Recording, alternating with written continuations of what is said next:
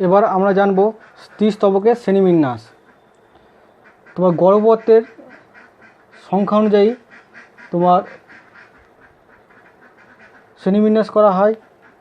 আর হচ্ছে কি তোমার গর্ভপত্রের সংখ্যা অনুযায়ী স্ত্রীস্তবককে অনেকগুলো ভাগ করা হয়। কি কি? তোমার এক গর্ভপত্রী, যেটা মটর গাছে দেখতে পাওয়া যায়। দ্বিগর্ভপত্রী, জাস্টিসিয়া তোমার ক্ষেত্রে দেখা যায়। ত্রিগর্ভপত্রী পেঁয়াজের ক্ষেত্রে দেখতে পাওয়া যায়। চতুষ্গর্ভপত্রী ধুতরোর ক্ষেত্রে দেখতে পাওয়া যায়। পঞ্চগর্ভপত্রী মিলিয়া দের ক্ষেত্রে দেখতে পাওয়া যায়। আর বহু গর্ভপত্রী হচ্ছে প্যাপাভারের ক্ষেত্রে দেখতে পাওয়া যায়। এবার গর্ভপত্রের সংযোগ অনুসারে স্ত্রীস্তবককে আমরা দুটোভাবে ভাগ করি। একটা হচ্ছে তোমার কি মুক্ত গর্ভপত্রী,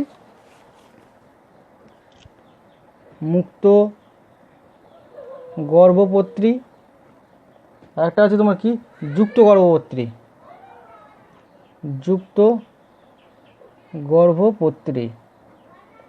মুক্ত গর্ভপত্রী কাকে বলে? স্ত্রীস্তবকের গর্ভাশয় অবস্থান অনুসারে গর্ভাশয়কে তোমার তিনটে ভাগ করা হচ্ছে। একটা হচ্ছে অধিগর্ভ, অধগর্ভ আর হচ্ছে অধগর্ভ। প্রথমে আসবো অধিগর্ভ। অধিগর্ভ ডিম্বাশয় কাকে বলে? অধিগর্ভ ডিম্বাশয় হচ্ছে তোমার স্ত্রীস্তবকের গর্ভাশয়টি পুষ্পাক্ষের সর্বোচ্চ স্থানে অবস্থান করে এবং তার নিচে অন্যান্য স্তবকগুলো অবস্থান করলে তাকে বলা হচ্ছে অধিগর্ভ ডিম্বাশয় বলা হচ্ছে। অধিগর্ভ ডিম্বাশয় কি? স্ত্রীস্তবকের গর্ভাশয়টি পুষ্পাক্ষের সর্বোচ্চ স্থানে অবস্থান করে এবং তার নিচে অন্যান্য স্তবকগুলো অবস্থান করলে তাকে বলা হচ্ছে অধিগর্ভ ডিম্বাশয় বলা হচ্ছে। কাদের ক্ষেত্রে দেখতে পাওয়া যায়? লেবু, জবা প্রভৃতি উদ্ভিদের ক্ষেত্রে দেখতে পাওয়া যায়। অধগর্ভ তোমার ডিম্বাশয় কাকে বলে? এই ধরনের কি হচ্ছে ফুলের ক্ষেত্রে পুষ্পাক্ষটি কাপের মতো হয় এবং সামান্য গহ্বরযুক্ত হয়। আর গর্ভাশয়টি পুষ্পাক্ষের মধ্যস্থলে অবস্থান করে। আর অন্যান্য স্তবকগুলো কি হচ্ছে পুষ্পাক্ষের কিনারা থেকে উৎপন্ন হয়। এই ডিম্বাশয়টি কি হচ্ছে এই অধিগর্ভ এবং অধগর্ভ মাঝামাঝি থাকায় একে অধগর্ভ ডিম্বাশয় বলা হচ্ছে। তাহলে অধগর্ভ ডিম্বাশয় কাকে বলে? এই ধরনের ডিম্বাশয়ের ক্ষেত্রে দেখা যায় কি পুষ্পাক্ষটি কাপের মতো হয় এবং সামান্য গহ্বরযুক্ত হয়। আর গর্ভাশয়টি পুষ্পাক্ষের ঠিক মধ্যস্থলে অবস্থান করে। আর অন্যান্য যে স্তবকগুলো সেগুলো পুষ্পাক্ষের কিনারা থেকে উৎপন্ন হয়। আর এই ডিম্বাশয়টি তোমার অধিগর্ভ এবং অধগর্ভের মাঝামাঝি অবস্থান করে, তাই একে অধগর্ভ ডিম্বাশয় বলা হচ্ছে। কাদের ক্ষেত্রে দেখতে পাওয়া যায়? তোমার এটা গোলাপের ক্ষেত্রে দেখতে পাওয়া যায়। এবার আসবো অধগর্ভ ডিম্বাশয় কাকে বলে। পুষ্পাক্ষ তোমার অবতল হওয়ায় ডিম্বাশয়টি পুষ্পাক্ষের মাঝে ও পুষ্পাক্ষের প্রাচীর ডিম্বাশয়কে ঘিরে অবস্থান করে এবং ফুলের অন্যান্য স্তবকগুলি পুষ্পাক্ষের কিনারা থেকে উৎপন্ন হয়। একে বলা হচ্ছে তোমার কি অধগর্ভ ডিম্বাশয় বলা হচ্ছে। তাহলে অধগর্ভ ডিম্বাশয় কাকে বলে?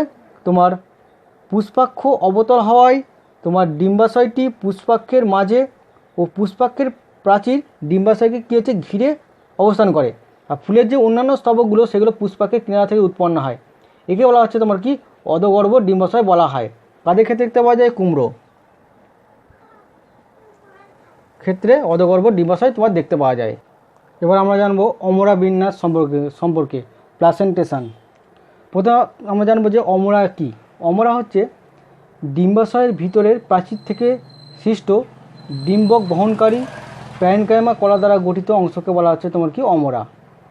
ডিম্বাশয়ের ভিতরের প্রাচীর থেকে সৃষ্ট ডিম্বক বহনকারী প্যারেনকাইমা কলা দ্বারা গঠিত অংশকে বলা হচ্ছে তোমার কি অমরা বা প্লাসেন্টা। অমরা বিন্যাস কাকে বলে? অমরা বিন্যাস হচ্ছে ডিম্বাশয় গাত্রে ডিম্বক ধারণকারী অমরার সজ্জারীতিকে বলা হচ্ছে তোমার কি অমরা বিন্যাস। ডিম্বাশয়ের গাত্রে ডিম্বক ধারণকারী অমরা সজ্জারীতিকে বলা হচ্ছে তোমার কি অমরা বিন্যাস। ডিম্বাশয়ের গাত্রে ডিম্বক বহনকারী অমরার সজ্জারীতিকে আমরা বলবো কি অমরা বিন্যাস। অমরা বিন্যাস অনেক ধরনের হয়, তোমার 6 ধরনের হয়। প্রথম আসছে কি তোমার প্রান্তীয় অমরা বিন্যাস কাকে বলে? প্রান্তীয় অমরা বিন্যাস হলো যে এই প্রকার অমরা বিন্যাসে এক গর্ভবতী ডিম্বাশয়ে গর্ভপত্রের অঙ্কীয় সন্ধিতে বা গর্ভপত্রের দুই প্রান্তের সংযোগস্থলে অমরা উৎপত্তি হয়। তার প্রান্তীয় অমরা বিন্যাস কাকে বলে? এই প্রকার অমরা বিন্যাসে এক গর্ভবতী ডিম্বাশয়ের গর্ভপত্রের দুই প্রান্তের সংযোগস্থলে অমরা উৎপত্তি ঘটে। যখন অমরা বিন্যাস এক গর্ভবতী ডিম্বাশয়ের গর্ভপত্রের দুটি প্রান্তের সংযোগস্থলে গর্ভপত্রের দুটি প্রান্তের সংযোগস্থলে অমরা যখন উৎপত্তি হবে তখন তাকে বলা হচ্ছে তোমার কি প্রান্তীয় অমরা বিন্যাস। কাদের ক্ষেত্রে দেখতে পাওয়া যায়? মটর আর সিমের ক্ষেত্রে দেখতে পাওয়া যায়। বহুপ্রান্তীয় অমরা বিন্যাস কাকে বলে? এই প্রকার অমরা বিন্যাস ডিম্বাশয়ে এক প্রকোষ্ঠযুক্ত বহু গর্ভবতী, অর্থাৎ কি একাধিক গর্ভপত্র থাকার জন্য একটি গর্ভপত্রের কিনারা অপরটি কিনারার সঙ্গে যুক্ত হয়। মানে এই প্রকার অমরা বিন্যাসে একাধিক গর্ভপত্র থাকার জন্য একটি গর্ভপত্রের কিনারা অপরটির সঙ্গে যুক্ত হয়। আর কি হয়, বিভিন্ন গর্ভপত্রের বিভিন্ন কিনারা সংযোগস্থলে তোমার হচ্ছে অমরার উৎপত্তি ঘটে। আর বিভিন্ন গর্ভপত্রের বিভিন্ন কিনারার যে সংযোগস্থল আছে সেখানে কি হচ্ছে অমরার উৎপত্তি ঘটে। একে বলা হচ্ছে তোমার কি বহুপ্রান্তীয় অমরা বিন্যাস। তা বহুপ্রান্তীয় অমরা বিন্যাসটা কী হলো তোমার? এই প্রকার অমরা বিন্যাসে কী হচ্ছে ডিম্বাশয়ে একাধিক গর্ভপত্র থাকার জন্য একটি গর্ভপত্রের কিনারা অপরটি কিনারার সঙ্গে যুক্ত থাকে। আর বিভিন্ন গর্ভপত্রের কিনারার সংযোগস্থলে কী হচ্ছে অমরার উৎপত্তি ঘটে। একে বলা হচ্ছে তোমার কি বহুপ্রান্তীয় অমরা বিন্যাস। কাদের ক্ষেত্রে দেখতে পাওয়া যায়? তোমার শশা, কুমড়ো, সর্ষের ক্ষেত্রে দেখতে পাওয়া যায়। তারপর হচ্ছে কি তোমার কি অক্ষীয় অমরা বিন্যাস। অক্ষীয় অমরা বিন্যাসটা কাকে বলে? অক্ষীয় অমরা বিন্যাস এই প্রকার অমরা বিন্যাসে কী হচ্ছে ডিম্বাশয় বহু প্রকোষ্ঠযুক্ত এবং বহু গর্ভবতী হওয়ায় গর্ভপত্রের কিনারাগুলো ভাঁজ হয়ে পরস্পর যুক্ত হলে একটি অক্ষ গঠন করে, অক্ষ গঠন করে আর অমরাগুলি ওই অক্ষকে ঘিরে অবস্থান করে। এই প্রকার অমরা বিন্যাসে বা অক্ষীয় অমরা বিন্যাসে কী হচ্ছে ডিম্বাশয়ে বহু প্রকোষ্ঠযুক্ত এবং বহু গর্ভবতী হওয়ায় গর্ভপত্রের কিনারাগুলো কী হচ্ছে খাঁজ হয়ে গিয়ে পরস্পরের সঙ্গে যুক্ত হলে একটি অক্ষ গঠন করছে। আর এই অক্ষকে ঘিরে কী হচ্ছে তোমার অমরাগুলো অবস্থান করে। একে বলা হচ্ছে তোমার অক্ষীয় অমরা বিন্যাস। টমেটো, জবা, লেবু, কলা এদের ক্ষেত্রে এই অক্ষীয় অমরা বিন্যাস দেখতে পাওয়া যায়। উদাহরণগুলো করবে ভালো করে। তারপরে কি মুক্ত কেন্দ্রীয় অমরা বিন্যাস কাকে বলে? মুক্ত কেন্দ্রীয় অমরা বিন্যাস এই প্রকার অমরা বিন্যাসে ডিম্বাশয়ের প্রকোষ্ঠগুলো তোমার বিভেদ প্রাচীর নষ্ট করে ডিম্বাশয় এক প্রকোষ্ঠযুক্ত হয়। তাহলে মুক্ত কেন্দ্রীয় অমরা বিন্যাসে কী হচ্ছে এই প্রকার অমরা বিন্যাসে ডিম্বাশয়ের যে প্রকোষ্ঠগুলো আছে বা বিভেদ প্রাচীরগুলো আছে সেগুলো নষ্ট হয়ে যায়, নষ্ট হয়ে গিয়ে ডিম্বাশয় একটা প্রকোষ্ঠযুক্ত হয়। আর ডিম্বক সহ অমরাগুলো ডিম্বাশয়ের কেন্দ্রের মধ্যে যে অক্ষকে ঘিরে অবস্থান করে, কেন্দ্রের অক্ষকে ঘিরে তোমার অবস্থান করে, তাকে বলা হচ্ছে তোমার কি মুক্ত কেন্দ্রীয় অমরা বিন্যাস। তাহলে মুক্ত কেন্দ্রীয় অমরা বিন্যাসটা কি? এই প্রকার অমরা বিন্যাসে ডিম্বাশয়ের প্রকোষ্ঠগুলো মধ্যে যে বিভেদ প্রাচীর থাকে সেগুলো নষ্ট হয়ে যায়, ডিম্বাশয়টি একটি প্রকোষ্ঠযুক্ত হয়। আর ডিম্বক সহ অমরাগুলো ডিম্বাশয়ের কেন্দ্রে অবস্থিত অক্ষকে ঘিরে অবস্থান করছে, তখন তাকে বলা হয় মুক্ত কেন্দ্রীয় অমরা বিন্যাস। তোমার বন ধনের ক্ষেত্রে এটা দেখতে পাওয়া যায় মুক্ত কেন্দ্রীয় অমরা বিন্যাস। তারপর কি তোমার গাত্রীয় অমরা বিন্যাস। এই প্রকার অমরা বিন্যাসে কী হচ্ছে ডিম্বাশয় বহু প্রকোষ্ঠযুক্ত হয় এবং বহু গর্ভবতী হয়। আর প্রতিটি প্রকোষ্ঠের বিভেদ প্রাচীরের সমগ্র গাত্রে অমরার উৎপত্তি ঘটে, তাকে বলা হচ্ছে তোমার গাত্রীয় অমরা বিন্যাস। তাহলে গাত্রীয় অমরা বিন্যাস কাকে বলে? এই প্রকার অমরা বিন্যাসে ডিম্বাশয় বহু প্রকোষ্ঠযুক্ত হয়, বহু গর্ভবতী হয় এবং প্রতিটি প্রকোষ্ঠের বিভেদ প্রাচীরের সমগ্র গাত্রে অমরার উৎপত্তি ঘটে, তাকে বলা হচ্ছে গাত্রীয় অমরা বিন্যাস। কাদের ক্ষেত্রে দেখতে পাওয়া যায়? শালুক এবং শিয়াল কাটার ক্ষেত্রে তোমার গাত্রীয় অমরা বিন্যাস দেখতে পাওয়া যায়। মূলীয় অমরা বিন্যাস কাকে বলে? এই প্রকার অমরা বিন্যাসে এক প্রকোষ্ঠযুক্ত ডিম্বাশয়ে ভূমি থেকে অমরার তোমার উৎপত্তি ঘটে। কাদের ক্ষেত্রে দেখতে পাওয়া যায়? গাঁদা এবং তোমার সূর্যমুখীর ক্ষেত্রে তোমার মূলীয় তোমার অমরা বিন্যাস দেখতে পাওয়া যায়। এই যে প্রত্যেকটা যে অমরা বিন্যাসে সেমি বিন্যাস করলাম এই উদাহরণগুলো মনে রাখবে, এগুলো দিয়ে 1 নম্বরে কোশ্চেন দিয়ে থাকে। এবার আমরা পুষ্প সংকেত জানব। নেক্সট হচ্ছে কি তোমার পুষ্প সংকেত।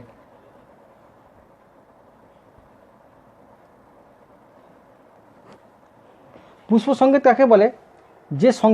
যে সংক্ষিপ্ত সংকেতের দ্বারা ফুলের বিভিন্ন স্তবকের সংখ্যা, স্তবকের সদস্য সংখ্যা এবং স্তবকগুলো বিভিন্ন সদস্যের বিন্যাস বা বৈশিষ্ট্যগুলো সরল রূপরেখার মাধ্যমে প্রদর্শন করব, তখন তাকে বলা হচ্ছে পুষ্প সংকেত বলা হচ্ছে। এই পুষ্প সংকেত তোমার করতে গেলে আমাদের কিছু জিনিস জানতে হবে। প্রথমে আমরা বীতি পুষ্প সংকেতের ক্ষেত্রে বীতি আমরা বীতিকে আমরা কে ইংরাজি কে দ্বারা লিখব? দলমণ্ডলকে সি দ্বারা প্রকাশ করব, পুংস্তবককে এ দ্বারা প্রকাশ করব, স্ত্রীস্তবককে জি দ্বারা প্রকাশ করব। যদি ফুল তোমার উভলিঙ্গ হয়,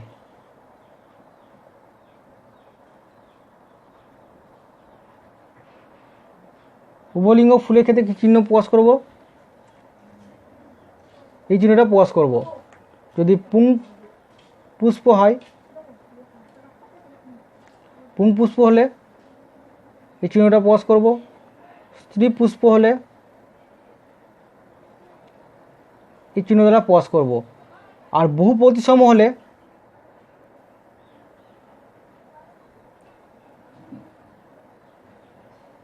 এই চিহ্ন দ্বারা প্রকাশ করব। আর পুষ্পপুটকে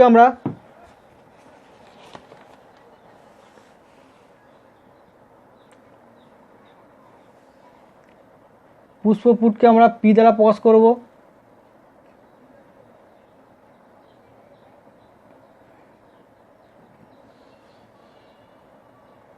মঞ্জুরি পত্রকে ক্যাপিটাল বি স্মল আর দ্বারা প্রকাশ করব।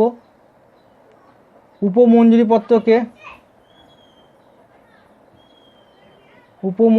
পত্রকে তোমার ক্যাপিটাল বি স্মল আর স্মল এল দ্বারা প্রকাশ করব। উপবীতিকে আমরা ই কে দ্বারা প্রকাশ করব।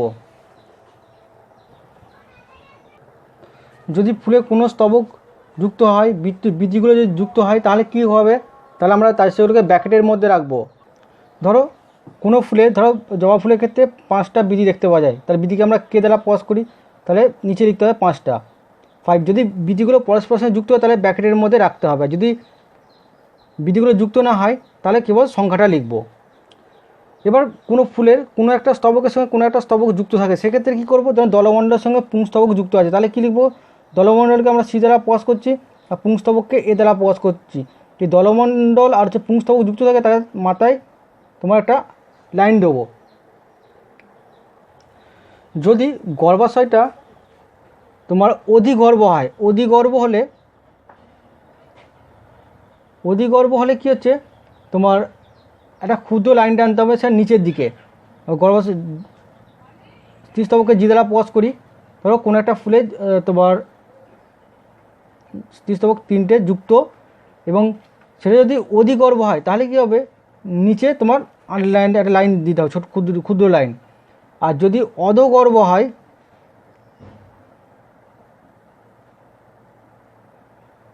হয়, সেক্ষেত্রে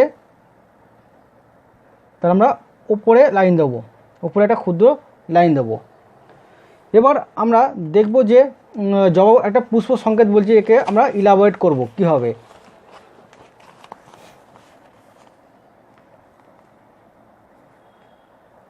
এটা একটি জবা ফুলের তোমার পুষ্প সংকেত। এটা কি প্রকাশ করে? ফুলটা কি বলছে তোমার? এই যে এই চিহ্নটা মানে কি হচ্ছে? ফুলে দেখো 4টি স্তবকে আছে, তাহলে সম্পূর্ণ ফুল। এই চিহ্নটা মানে হচ্ছে তোমার কি? বহু প্রতিসম, উভলিঙ্গ এবং গর্ভপাত। উপবীতি কে মানে হচ্ছে তোমার কি? উপবীতি উপস্থিত। আর 5টা থাকছে তোমার মুক্ত অবস্থায় উপবীতি। আর কে মানে কি চিহ্ন বলেছি? বীতি কতটা? 5টা। ব্র্যাকেট আছে মানে কি? যুক্ত। সি মানে কি? দলমণ্ডল। কটা আছে? 5টা। যেহেতু ব্র্যাকেটের মধ্যে নেই, এটা হচ্ছে কিন্তু মুক্ত প্রকৃতির। আর এ মানে কি হচ্ছে তোমার কি? পুংস্তবক ব্র্যাকেটের মধ্যে আছে, মানে হচ্ছে যুক্ত। আর ব্র্যাকেটে ইনফিনিটি চিহ্ন মানে অসংখ্য থাকে বা একগুচ্ছ, অসংখ্য যুক্ত এবং একগুচ্ছ থাকছে। জি মানে হচ্ছে কি তোমার স্ত্রীস্তবক।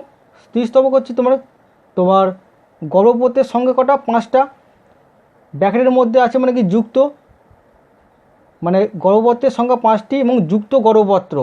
আর হচ্ছে কি নিচে তোমার ক্ষুদ্র লাইন মানে কি বলেছি, অধিগর্ভ। এইভাবে কি হচ্ছে তোমার পুষ্প সংকেতগুলো তোমার ইলাবোরেট করা হয় বা বর্ণনা করা হয়। তাহলে আমরা পুষ্প সংকেত সম্পর্কে জানলাম। এবার আমরা ফল সম্পর্কে জানব। ফল, ফ্রুট।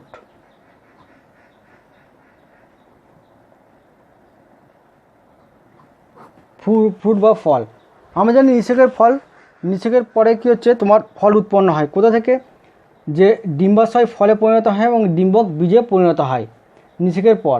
তাহলে ফল কাকে বলে? ফল হচ্ছে পরাগযোগ ও নিষেকের ফলে ফুলের নিষিক্ত ডিম্বাশয়টি পরিবর্তিত হয়ে যে পরিপক্কতা লাভ করে এবং বীজ ধারণের দ্বারা যে গঠন সৃষ্টি করে তাকে বলা হচ্ছে তোমার কি ফল।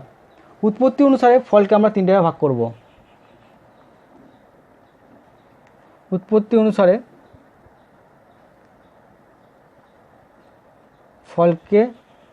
ফলের শ্রেণীবিভাগ। উৎপত্তি অনুসারে ফলকে আমরা 3 ভাগ করছি। কি কি? প্রকৃত ফল, অপ্রকৃত ফল এবং পার্থেনোকার্পিক ফল। প্রকৃত ফল, 2 নম্বর হচ্ছে অপ্রকৃত ফল, 3 নম্বর হচ্ছে তোমার কি পার্থেনোকার্পিক ফল। প্রকৃত ফল এবং অপ্রকৃত ফল এবং পার্থেনোকার্পিক ফল কাকে বলে উদাহরণ চাই, এটা পরীক্ষায় আসে। প্রকৃত ফল কাকে বলে, অপ্রকৃত ফল এবং পার্থেনোকার্পিক ফল কি, উদাহরণ দাও। প্রকৃত ফল কাকে বলে? নিষেকের ফল যদি ডিম্বাশয় ফলে রূপান্তরিত হয় এবং ডিম্বক বীজে রূপান্তরিত হয় তখন তাকে বলা হয় প্রকৃত ফল। নিষেকের পর যদি ডিম্বাশয় ফলে পরিণত হয় এবং ডিম্বক বীজে রূপান্তরিত হয় তাকে বলা হচ্ছে প্রকৃত ফল। উদাহরণ কি? আম। অপ্রকৃত ফল কাকে বলে? যখন ফুলের ডিম্বাশয় ছাড়া অন্যান্য অংশ থেকে তোমার ফল সৃষ্টি হবে, যেমন পুষ্পাক্ষ, বীতি বা অন্যান্য অংশ থেকে যখন কি হচ্ছে ফল সৃষ্টি হবে তখন তাকে বলা হচ্ছে অপ্রকৃত ফল। তাহলে অপ্রকৃত ফল কাকে বলে? যখন ফুলের ডিম্বাশয় ব্যতীত বা ডিম্বাশয় ছাড়া অন্যান্য অংশ থেকে যখন ফল গঠিত হয় তখন তাকে বলা হচ্ছে অপ্রকৃত ফল। যেমন হচ্ছে কি তোমার চালতা। চালতা কোথা থেকে সৃষ্টি হয়? তোমার বীতি। আপেল, আপেলটা হচ্ছে কি তোমার কি পুষ্পাক্ষ। পার্থেনোকার্পিক ফল কাকে বলে? নিষেক ছাড়ায় ডিম্বাশয় বীজবিহীন ফলে রূপান্তরিত হলে তাকে বলা হচ্ছে পার্থেনোকার্পিক ফল। পার্থেনোকার্পিক ফলের উদাহরণ কি? তোমার কলা, আঙুর। মনে রাখবে পার্থেনোকার্পিক ফলের উদাহরণ তোমার কলা এবং আঙুর। এবার আমরা জানবো যে একটা প্রকৃত ফলের গঠন। প্রকৃত ফল হতে গেলে কি হতে? ফলোত্বক থাকবে। ফলোত্বক আবার 3টে ভাগ, বহিস্তক, মধ্যত্বক এবং অন্তত্বক, ঠিক আছে? আর বীজ। প্রকৃত ফল 2 ভাগ হচ্ছে, এটা ফলোত্বক আর বীজ। ফলোত্বক আবার 3 প্রকার, বহিস্তক, মধ্যত্বক আর হচ্ছে অন্তত্বক। ফলোত্বক কাকে বলে? ফলের বাইরে যে ত্বকটা দেখতে পাচ্ছি বা ফলে বিভিন্ন ফলোত্বক গঠন করে ভিন্ন ভিন্ন হয়, ঠিক আছে? এই ফলোত্বক 3 প্রকার। বহিত্বক, বহিত্বক হচ্ছে ফলের সর্বাপেক্ষা বাইরে যে স্তরটা তাকে বলা হচ্ছে বহিত্বক বলা হচ্ছে। এটা কী হচ্ছে, যখন ফলটা পাকে না তখন সবুজ রঙের হয়, ফলটা পাকলে কী হচ্ছে এটা অন্যরকম রঙ হয়, হলুদ বা লাল বা কমলা রঙের হয়ে যায়। এই ত্বকটাকে বহিত্বকটা আমরা ফলের খোসা বলে থাকি। মধ্যত্বকটা কী হচ্ছে? বহিত্বকের পরবর্তী এবং অন্তত্বকের মাঝে তোমার যে ত্বকটা অবস্থান করে তাকে বলা যায় মধ্যত্বক। এই মধ্যত্বকটা কী হচ্ছে তোমার রসালো প্রকৃতির হয় বা এই অংশটা কী হচ্ছে আমরা ভক্ষণ করি। আর অন্তর্ত্বকটা হচ্ছে কি একবারে তোমার ফলের ভিতরের ত্বক, যেটা হচ্ছে শক্ত এবং পুরু এবং বীজকে ঢেকে রাখে, তাকে বলা হচ্ছে তোমার কি অন্তর্ত্বক। মানে এই ত্বকটা কি হচ্ছে শক্ত এবং কাষ্ঠল হয়। আর বীজ কি? ফলের ভিতরে কী হচ্ছে এক বা একাধিক বীজ থাকে। তোমরা প্রকৃত ফল এবং অপ্রকৃত ফলের মধ্যে পার্থক্যটাও করে রাখবে। আর এবার আমরা বিভিন্ন রকম ফল সম্পর্কে জানবো। যেমন এবার আমরা ফলের শ্রেণীবিন্যাস সম্পর্কে জানব। ফলকে প্রধানত 2 ভাগ করা যায়, প্রকৃত ফল এবং অপ্রকৃত ফল। প্রকৃত ফলকে আবার তিনটে ভাগ, সরল ফল, গুচ্ছিত ফল এবং যৌগিক ফল। প্রথমে আসবো সরল ফলটা। সরল ফল বা একক ফল কি? একটি ফুলের এক বা একাধিক যুক্ত গর্ভপত্রী বা এক প্রকোষ্ঠযুক্ত ডিম্বাশয় থেকে উৎপন্ন একটি ফলকে তোমার সরল ফল বা একক ফল বলা হচ্ছে। একটি ফুলের এক বা একাধিক যুক্ত গর্ভপত্রী এক প্রকোষ্ঠযুক্ত ডিম্বাশয় থেকে উৎপন্ন একটি ফলকে বলা হচ্ছে তোমার কি সরল ফল বা একক ফল বলা হচ্ছে। যেমন কি তোমার আম, মটর, ধান। আম, মটর, ধান।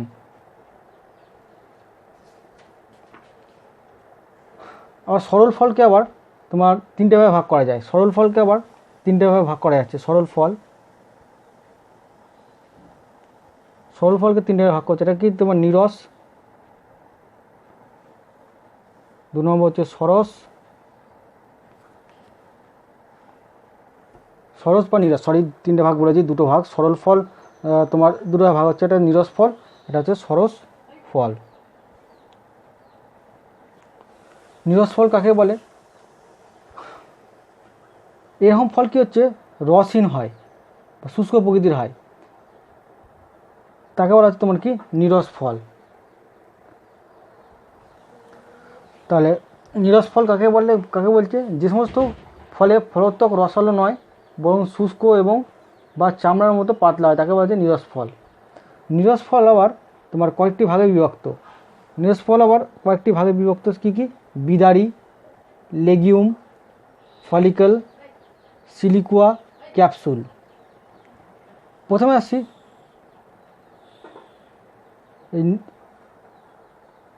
তাহলে নিরস ফলকে আমরা প্রধানত তিনটে ভাগে ভাগ করছি। একটা হচ্ছে বিদারি, অবিদারি আর হচ্ছে ভেদক। তোমার বিদারি আবার অনেকগুলো ভাগ আছে। বিদারি হচ্ছে তোমার কি কি? লেগিউম, ফলিকল, সিলিকুয়া, ক্যাপসুল, এগুলো ভাগে বিভক্ত।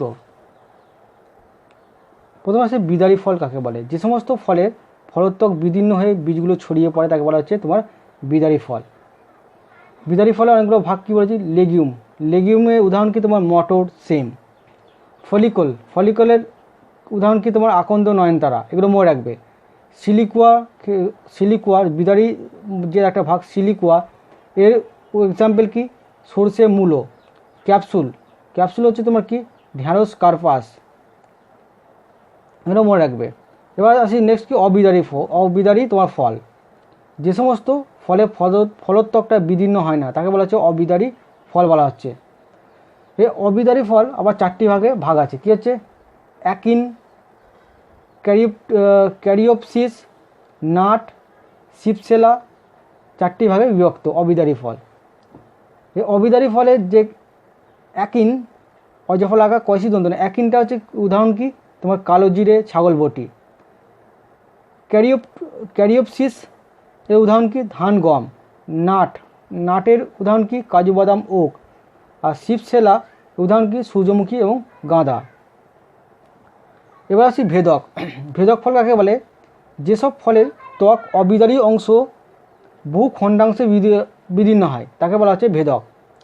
যে সমস্ত ফলের ত্বক অবিদারি অংশ বহু খণ্ডাংশে বিদীর্ণ হয় তাকে বলা হচ্ছে ভেদক। এই ভেদকগুলো আবার অনেকগুলো ভাগে বিভক্ত। যেমন কি? তোমার লোমেন্টামের উদাহরণ কি? তোমার লজ্জাবতী, বাবলা। তারপর কি? ক্রোমোকার্পের উদাহরণ কি? তোমার ধনে, মৌরি, মেঠরি প্রভৃতি হচ্ছে তোমার কি? ক্রোমোকার্পের উদাহরণ। তারপর কি হচ্ছে তোমার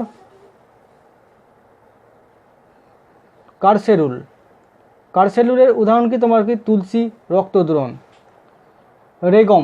রেগমের উদাহরণ কি? তোমার রেডি। সামারার উদাহরণ হচ্ছে কি? তোমার কি? মাধবীলতা। সামারেড এর উদাহরণ কি? তোমার কি? শাল। তাহলে হলো আমার এগুলো হচ্ছে নিরস ফলের যে ভাগগুলো, সে ভাগগুলো আমার হয়ে গেল। এবার হচ্ছে সরস ফল কাকে বলে? যে সমস্ত ফল হচ্ছে কি? তোমার শুকনো নয়, যে ফলগুলো হচ্ছে কি? তোমার যে ফলগুলো ফলোত্বক পচে গেলে বীজ মুক্ত হয় তাকে বলা হচ্ছে সরস ফল বা রসালো ফল। তাহলে যদি সরস ফলের সংজ্ঞা বলি তাহলে কী হবে, যে ফলের ফলোত্বক পুরু, অবিদারিত, রসালো এবং তিনটি স্তর নিয়ে গঠিত এবং ত্বক পচে গেলে বীজ মুক্ত হয় তাকে বলা হচ্ছে তোমার কি সরস ফল। তাকে বলা হচ্ছে তোমার কি সরস ফল বলা হচ্ছে। এই সরস ফল আবার তোমার কি 5 প্রকার। সরস ফল তোমার হচ্ছে 5 প্রকারে হয়। ড্রুপ ড্রুপ ড্রুপ প্রকৃতির। ড্রুপ প্রকৃতির উদাহরণ কি তোমার কি আম, কুল, পিচ। আম, কুল, পিচ। তারপরে কি তোমার বেরি, এগুলো মনে রাখবে। বেরি, এগুলো উদাহরণ চাই। বেরি বেরি প্রকৃতি তোমার ফলের উদাহরণ কি তোমার টমেটো, বেগুন, পোম। পোম প্রকৃতি তোমার সরস ফলের উদাহরণ কি তোমার হচ্ছে আপেল, নাশপাতি। তারপর কি পেঁপো। পেঁপো প্রকৃতির সরস ফলের উদাহরণ কি তোমার কুমড়ো, শশা। তারপর নেক্সট কি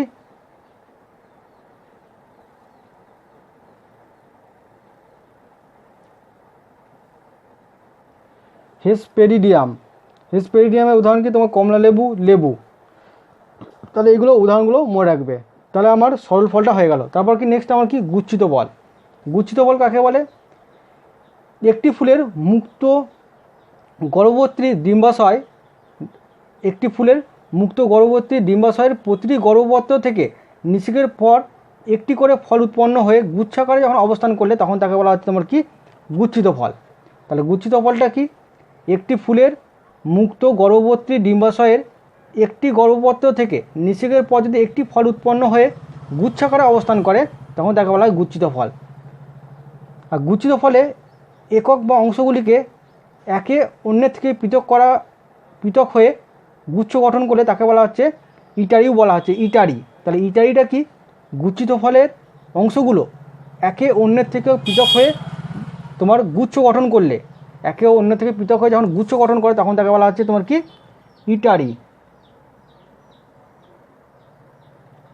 ইটারিও বলা হচ্ছে। গুচ্ছিত ফলের উদাহরণ কি, গুচ্ছিত ফলের উদাহরণ তোমার আতা, কাঁঠালি চাঁপা। আতা, কাঁঠালি চাঁপা বলছে গুচ্ছিত ফলের উদাহরণ। এবার আমরা জানবো যৌগিক ফল সম্পর্কে। যৌগিক ফল কাকে বলে, যখন সমগ্র পুষ্পবিন্যাসটি একটি মাত্র ফলে রূপান্তরিত হয় তখন তাকে বলা হচ্ছে তোমার যৌগিক ফল। যখন সমগ্র পুষ্পবিন্যাসটি একটি মাত্র ফলে রূপান্তরিত হয় তখন তাকে বলা হয় যৌগিক ফল বলা হচ্ছে। যৌগিক ফলে তোমার উদাহরণ কি তোমার আনারস, কাঁঠাল।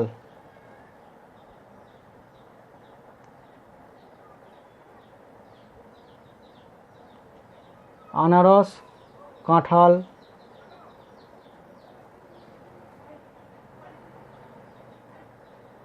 ডুমুর প্রভৃতি হচ্ছে তোমার কি যৌগিক ফলের উদাহরণ। তোমরা সরল ফল, গুচ্ছিত ফল এবং যৌগিক ফলের মধ্যে যখন পার্থক্যটা করে নেবে।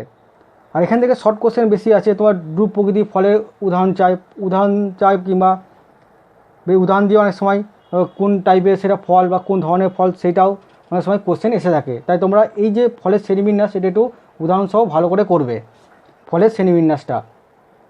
আর প্রকৃত ফল অপ্রকৃত ফলের ডিফারেন্সটাও তোমার 2 নম্বরের জন্য করে রাখবে। তাহলে আমরা ফলের শ্রেণীবিন্যাস সম্পর্কে আমরা জানলাম।